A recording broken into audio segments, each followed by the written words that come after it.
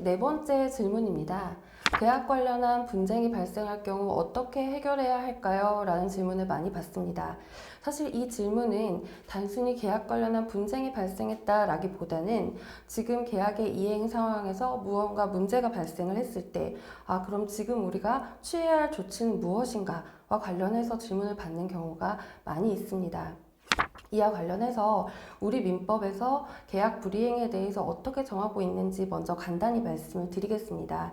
크게 세 가지 유형을 정하고 있는데요. 먼저 채무의 이행이 돼야 되는 기한을 넘어서는 그러니까 늦게 이행이 되는 거죠. 이를 우리는 이행지체라고 하고요.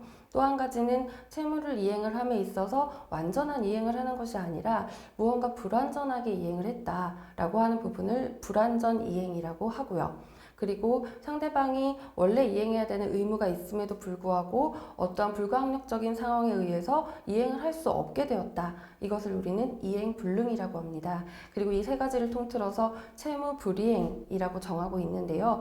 채무를 불이행했을 경우에 그 정도가 심하면 계약을 해지하거나 해제할 수 있고, 그리고 그러한 채무불이행 때문에 내가 손해를 봤다라고 할 경우에는 상대방에게 손해배상을 청구할 수도 있습니다.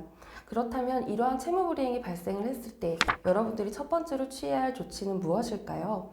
통상적으로 어떤 류의 채무불이행인지를 확인을 하고, 그리고 계약서상에 우리가 가지고 있는 권리가 무엇인지를 확인하는 절차가 있습니다. 그 이후에 이러한 권리에 따라서 상대방에게 의무 이행을 촉구하거나 계약 해제를 통지하거나 또는 손해배상을 촉구하는 취지의 내용 증명을 보내기도 하는데요. 내용 증명은 사실 단순히 상대방에게 우리의 의사를 통지한다 라는 의미로 생각을 하시면 됩니다. 그렇지만 그러한 내용 증명이 나중에 법정에서 소송으로 이어졌을 경우에는 중요한 증거 자료로 사용되기도 하기 때문에 신중하게 접근을 하셔야 된다라는 점을 말씀을 드리고 싶습니다. 그리고 이러한 계약 관계에 있어서 여러분들께서 만약에 나중에 소송에 가셨을 때 결국에는 손해배상을 청구하게 되는데요. 그러한 손해배상 액수를 정하는 데 있어서 어려움을 겪는 경우가 많습니다. 계약 관계에서 분명히 우리가 상대방의 채무불이행으로 인해서 많은 손해가 발생을 했는데 법원은 그에 대한 증빙 자료가 없이 인정을 하지를 않거든요.